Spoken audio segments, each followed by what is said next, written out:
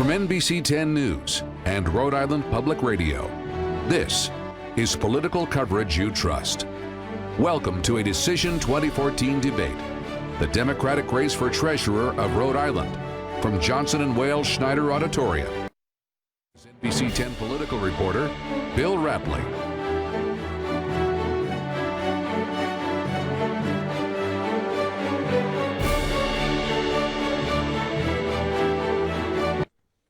Good evening.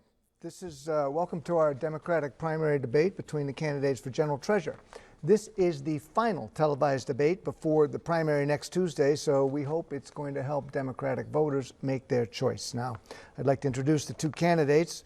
On my left, we have Frank Caprio, who was a former state treasurer, as well as a former state senator, and he was a candidate for governor in 2010. And to his left, Seth Magaziner, who is a vice president of a Boston-based investment firm, and this is his first run for elected office. Now, asking questions today, the panelists will be two of my colleagues from NBC 10. We have Katie Davis and Parker Gavigan. But first, we'll start off. I'll tell you a little bit about the format. As we ask a question, each of the candidates will be able to respond, and then there's going to be a 5-minute discussion period, so there can be a little bit of back and forth, and we may jump in if we feel that you're getting a little bit off topic or we want to press on any particular point.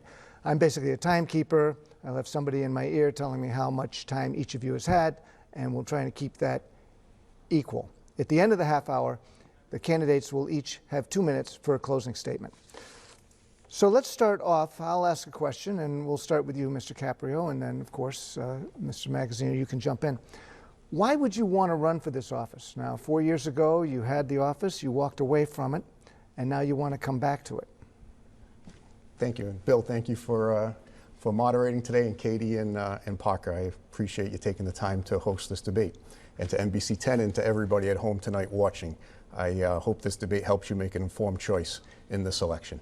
The Treasurer's Office, as you've seen over the last 10 years especially, has become a very important office. And having served there and done a good job there, I know what it takes to move the state forward through the Treasurer's Office. And having been away from elected office for the last 4 years, I felt as though now was the right time for me to put my qualifications forward and work hard to try and earn the support of the people of Rhode Island. That's what I've been doing over the last year. Again, we have big issues in Rhode Island. We have an $8 billion pension fund that needs to be overseen and driven in the right direction. When I was in office, that fund, it outperformed such leading funds like the state of Massachusetts fund, the state of California, even the Harvard and Yale endowment, some of the most respected investors in the world. You know, we outperformed them in Rhode Island when times were poor and when times were good. And I want to take that expertise back to the office. So, Mr. Magaziner, you have not run for any elected office before. If you wanted to bring your financial skills to bear on a municipal or perhaps a local financial situation, why start off with a statewide office? Well, thank you, Bill, for having us tonight. Thank you to the viewers at home. Listen, Rhode Island is my home. It's a wonderful place, but we're hurting right now. We have one of the highest unemployment rates in the country. Tens of thousands of Rhode Islanders are out of work. Many more have left the state because they can't find work, and we need change. We need change at the State House, and that Treasurer's Office can be a very powerful engine for economic growth. I'm running for treasurer because I know that is the place where I can best use my skill set and bring my new ideas for how to get the economy back on track. We can't keep going with business as usual at the State House. We have been off track for too long. I do think that there are things that can be and must be done from that Treasurer's Office to help bring jobs back to Rhode Island. I've released a very detailed plan for how I intend to do that. I've talked about investing more and putting Rhode Islanders back to work on infrastructure and school construction projects. I've talked about taking some of that $8 billion that the Treasurer's Office manages and investing more of it locally so that we can support businesses here and help them grow. I've talked about reducing fees and improving transparency in how the state's finances are managed. There's a lot that can be done from that office to help get the state back on track, but we need a change of course. We can't keep going the same direction we have been for the last decade because we've been off track. Well, now some might think that you're just making a career change and going to become a career politician. This is a full-time job you're seeking. It's at a statewide level. It's not like you're just stepping your toe into the water and trying to help out on the local level. Do you envision a career in politics after this? Well, listen, I'm focused on running for treasurer because I want to be the treasurer. And if I'm running for anything 4 years from now, it'll be for re-election. That's it.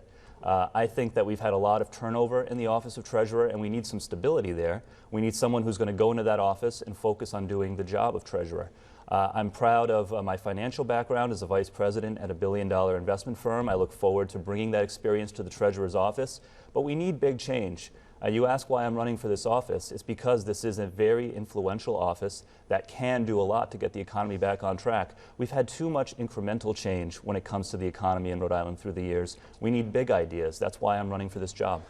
Mr. Caprio, one might ask you, instead of why are you running for this office, why did you walk away from this office 4 years ago? Well, it wasn't so much walking away, Bill. What it was I ran for governor in 2010, and I worked hard. I had a lot of people supporting me, but I didn't run a good campaign. And at the end of the campaign, I said some things that I shouldn't have said about President Obama. And I've said loud and clear during this campaign that I wanted to go out and present myself again in a fresh way and ask people for their support. But to address some of the things that you just heard, you have to parse every little thing that my opponent says, because his resume is paper thin. He has really minimal experience in the professional world, so he's tried to blow up his qualifications when it comes to what he's done in the past, especially when he talks about managing money.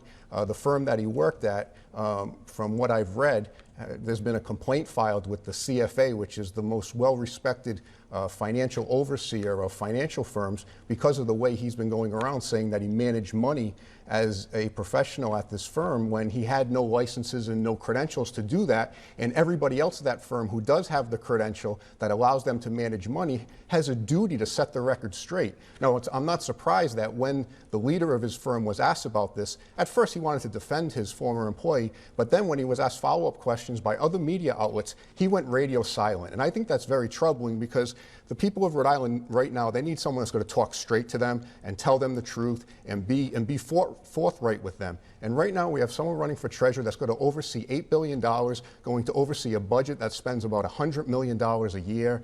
Someone that out of the box is parsing his words and saying things that his own boss said I would have said them differently. So I think that raises a lot of questions going forward. They're not going to go away no matter what happens in this primary. So I ask the people of Rhode Island to think about that. When you see a young man, this isn't a high school play where you can just mimic lines to people and expect them to believe them. You have to put your track record out there and base it on facts. Mr. Caprio, I think we've got your point, and we're going to break format a little bit here and let Mr. Magazzino respond. What we've seen here is classic Frank Caprio nasty politics. He's throwing out names, he's throwing out accusations.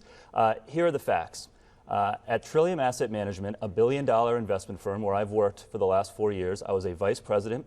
I was a member of the investment committee that oversaw investment strategy for the entire firm, and I had personal oversight for all of the firm's investments in banking, energy, and diversified financials, about $100 million of investment positions.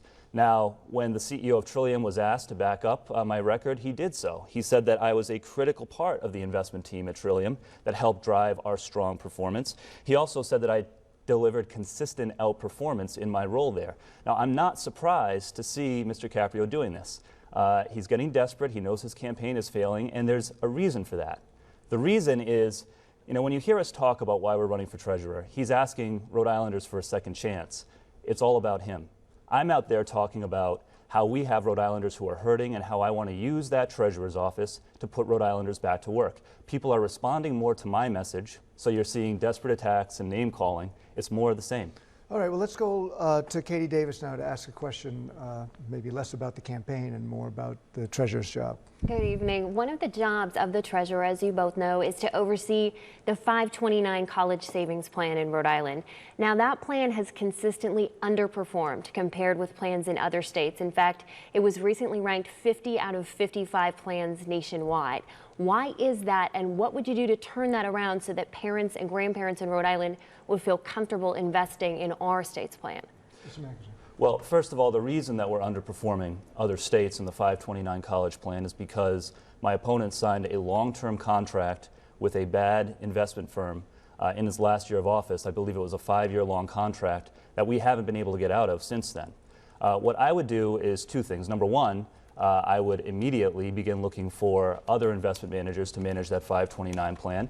The other thing is I would remind Rhode Islanders that While, of course, it's a great thing that we have a 529 plan that's available to them, Rhode Islanders can actually put this college savings, these funds, into any of the state's 529 plans. You can go to the Iowa 529 plan, the Massachusetts 529 plan, and I think that we need to educate Rhode Islanders so that they can make the choice that is best for them.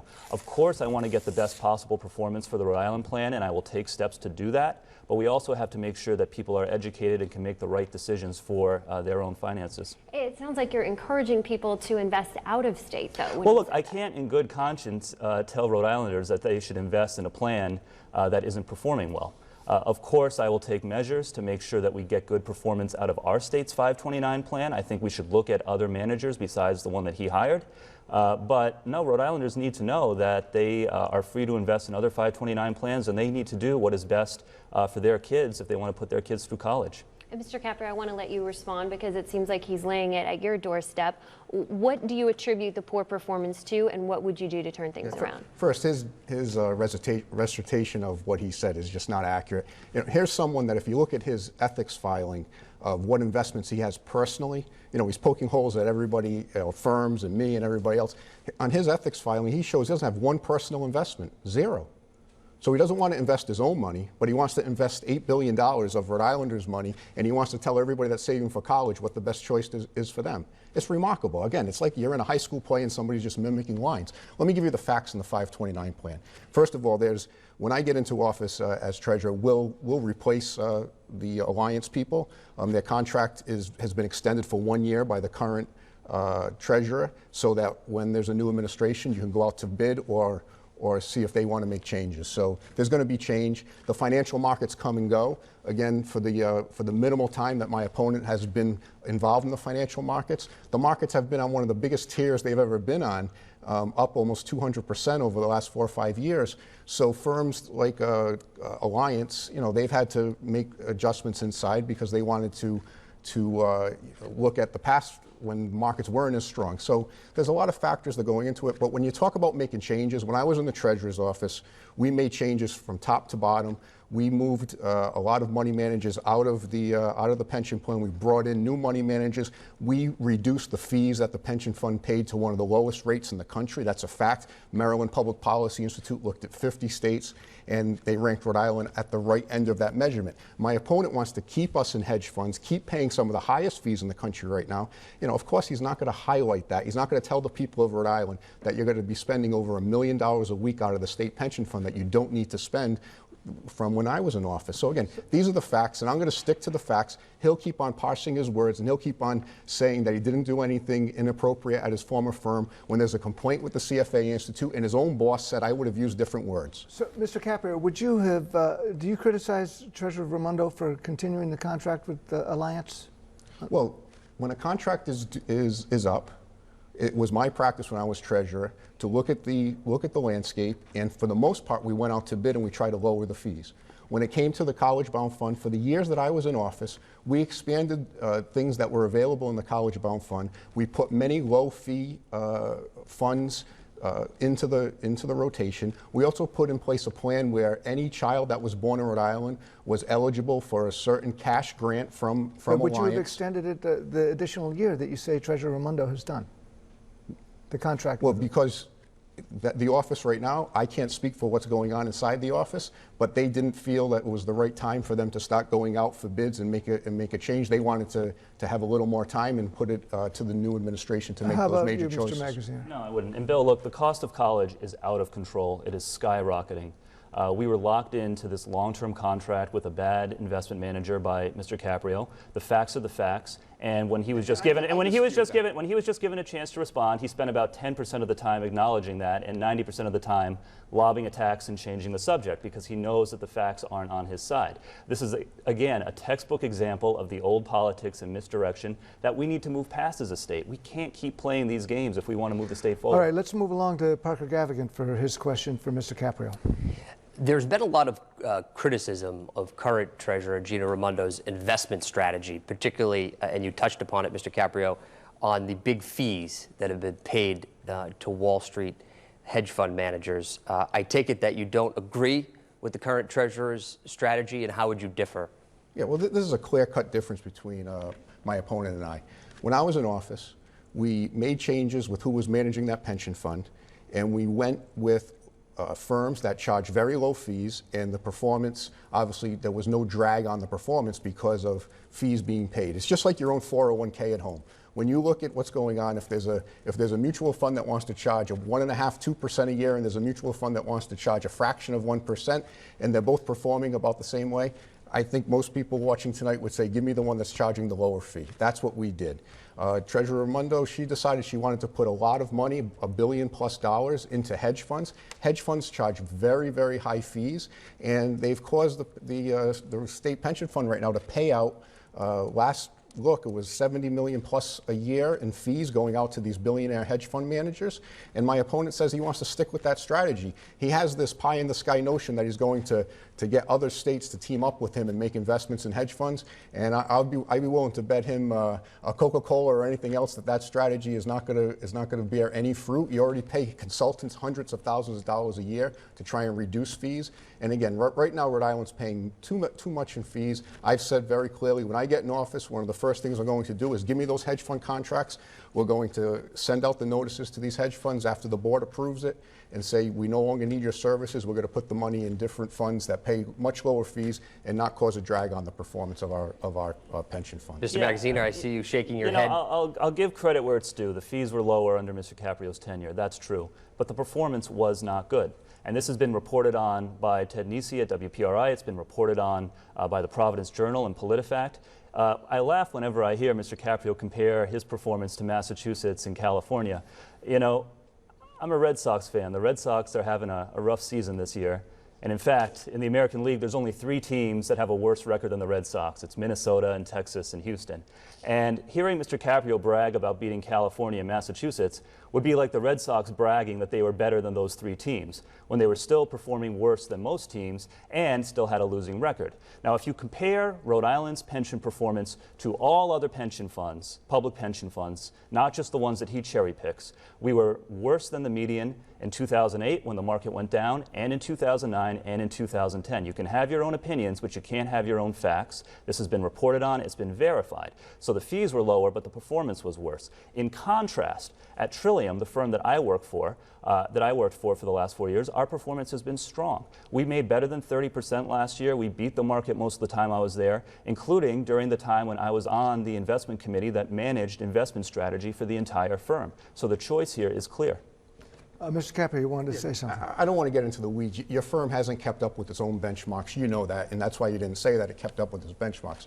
When you're attacking the performance of the state pension fund, when I was in office, every month we put out a book that summarized our performance, and we compared ourselves to the State Street Index of pension funds 10 billion and below, which was the appropriate index to compare ourselves to, and we outperformed for the 3 full fiscal years that I was chair of the board. We outperformed in the higher 50%. That's a fact. You're cherry picking indexes to compare us to. The index that you're using wasn't even in existence in 2008 and 2009. It was recently created. Those are the facts. Again, everything that comes out of Mr. Magazzino's mouth you have to parse the words, you have to look at every word that he says, and then decide, which path he's going down to try and mislead Rhode Islanders. Here is a young man. This is going to be his first potential full-time job in Rhode Island. He's looking at an $8 billion pension fund, and again, he's trying to misrepresent the good work that the board of the pension fund and myself did during the years that we were in office. Mr. Magazzino, you get as well as rebuttal the on median public pension fund during the time that Mr. Caprio was there. If we had just been in the middle of the pack, there would be hundreds of millions more in that pension system, and the folks who are hurting now because of this pension reform would be hurting less. And one more fact. He mentions California, Massachusetts, Harvard, and Yale. The reason why those funds are so important, not just to be compared to, but because of what goes on in the investment world, is they are viewed as leaders in strategy and leaders in how they're investing their money. The reason why we did better than them in 2009 and 2010 is because they were in hedge funds, and they underperformed because they were in hedge funds. And now they're getting rid of hedge funds, and we have someone running for office here, Mr. Magazzino, that says he wants to stay in hedge I have to even the time up here now. Final point I'd like to make. Look, I'll give you Massachusetts and California. When the market crashed, you did better than those states. But we did worse than Connecticut, New Hampshire, Vermont, New Jersey, Delaware. We can list off states all day, but my list is going to be longer, bottom line. Well, then we'll get to our last question. And that would be the last treasurer, or the current treasurer who's now candidate, is best known for the pension reform that was ushered through the General Assembly. That pension reform is now tied up in court. Whether it's going to be successfully implemented or not, still to be seen. Mr. Magaziner, do you agree with what Gina Raimondo did in the pension reform? Do you think it went far enough? And how would you deal with the onslaught, or the coming pension debacle with municipalities and the OPEBs, the other post-employment benefits? It's a real tragedy. It really is. I mean, here you have tens of thousands of Rhode Islanders who have spent their lives serving the rest of us, right? Teaching our kids, caring for the sick and the elderly, running into burning buildings when others are running out. They deserve a secure retirement. And that pension system was mismanaged over the course of many years. Our investment returns were subpar. There were some years where the state missed or delayed payments. There were big layoffs that skewed the ratio of active to retired in the system. The politicians messed up that system, not the workers. And there are plenty of other states out there that have pension systems just like ours that are healthy because they were managed well. Now, I wish that we could turn back time and have people in the Treasurer's office and elsewhere who would manage that system right from the beginning. But unfortunately, we can't turn back time. So we had to do a reform, and everybody knows it. I do think that the process that went into creating this reform could have been more collaborative and perhaps could have been more deliberate, and then maybe we would have avoided some of these lawsuits that we have now. In terms of what we do going forward, I want to get back to the table. We were this close to having a settlement in these lawsuits earlier in the year. On day one, I want to go back to the table, finish this, so we can move on and focus on getting the economy back on track. Mr. Caprio, you think that's appropriate to go back to the table and try and do the negotiations again? Well, again, this issue is of paramount importance.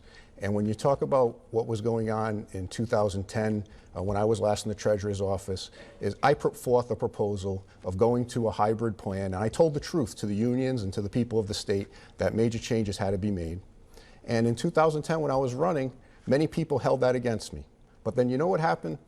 A new governor came into office, and he went back on his word of what he said he was going to do when it came to the pension plan, and saying there wasn't going to be any major reform, and went forward and sided with the plan that I had put forward, that many of the people that worked inside my office were kept down by the new treasurer, and that plan became the reality. So what I'm getting at is this gets back to someone telling you the truth and talking straight to you. I did it then. I suffered the repercussions of telling you the truth. I'm telling you the truth today. All right, Mr. Caprio, I got to cut you off just because we're going up against the end of the show, and we're coming to our closing statements. Through luck of the draw, you get to make the first closing statement for 2 minutes. Thank you. Again, thank you for everybody for tuning in tonight. This is a very important year. We have big elections in our state on September 9th, and I really appreciate the time that you've taken to watch the debate tonight. I'd also like to thank Channel 10 for hosting it, and Johnson & Wales. It's a wonderful school to take the time to get involved in the community the way it does. I'd also would like to give my thanks to people close to me. My wife of 18 years and my daughter and my son. If it wasn't for them, I wouldn't have been able to dedicate the time I have to running and holding office over the last couple decades. I wanted to mention that because of all the support they've given me to be able to stand here tonight. You know, this election that's coming up on September 9th is going to be one that determines the direction that our state goes.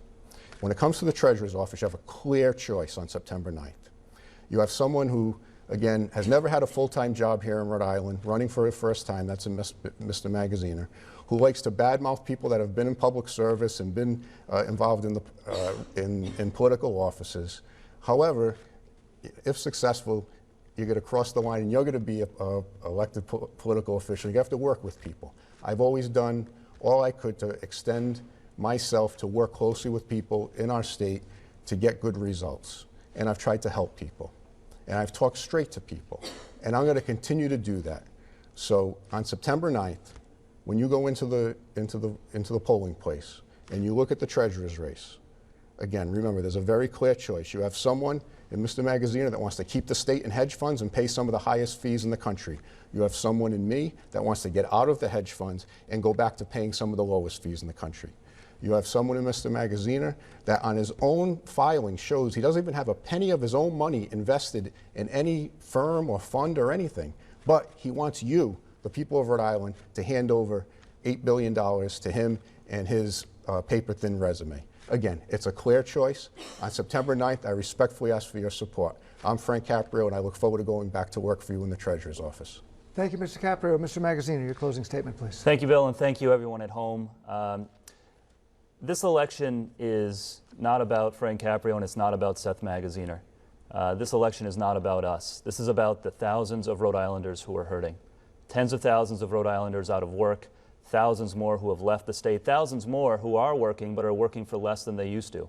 There's tough times, and there is a clear choice in this race for treasurer.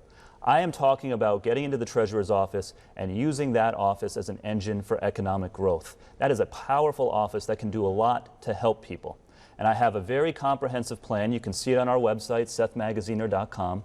I call it the Blueprint, where I talk about investing more in putting Rhode Islanders back to work, fixing our roads, our bridges, and our schools, and our green infrastructure. I talk about investing some of that $8 billion that the Treasurer's Office manages here locally so that we can create jobs here, not in other states. I talk about managing the state's investments in the retirement system in an honest, transparent, open way. I talk about lowering fees. I talk about delivering strong performance. We can do these things, but we need to have new leaders who will bring new energy and new ideas to the State House. Nothing is going to change if we don't elect some new people who are going to go in there with a laser-like focus on turning the economy around. I'm proud to bring my record of achievement to the Treasurer's office as a vice president of a billion-dollar investment firm where I was on the committee that oversaw investment strategy for the entire firm, the time I spent as a classroom teacher, and the time I spent here in Rhode Island fighting for causes that I care about, fighting for clean government with Common Cause of Rhode Island, fighting for marriage equality. We can turn this state around. I believe we have what it takes, but we need to make a clean break from the old politics and the old ways and elect new leaders who are going to bring new ideas, new energy, and a focus on putting Rhode Islanders back to work. Well, thank you very much, Mr. Magazzino. Thank you, Frank Caprio. Thank you, Seth Magazziner. Thank you, Katie Davis and Parker Gavigan, for participating in this debate. Thank to all of you for watching.